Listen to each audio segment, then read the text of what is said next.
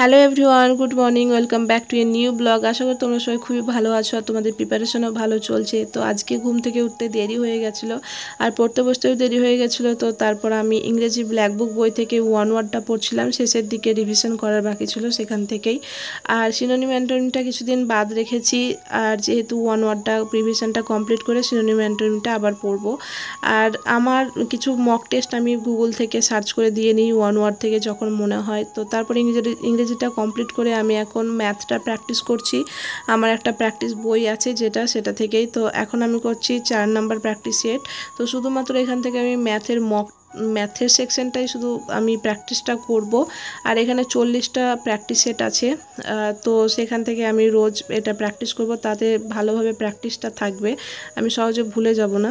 তো তারপর এখান থেকে আমি যে দেখছি যে অঙ্কগুলো ঠিকঠাক আছে, মিডিয়াম না, খুবই কঠিন আছে না খুবই সহজ আছে। তো এখানকার অঙ্কগুলো করতে আমার ভালোই লাগছে।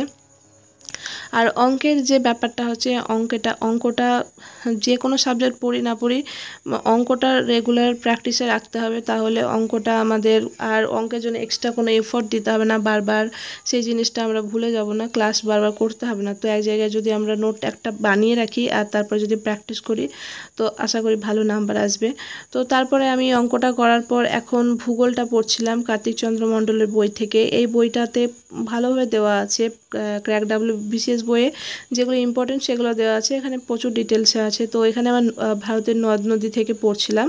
আর আজকের ব্লগটা এখানেই শেষ করছি। যদি তোমাদের হেল্পফুল বলে মনে হয় তো প্লিজ চ্যানেলটা সাবস্ক্রাইব করে দিও।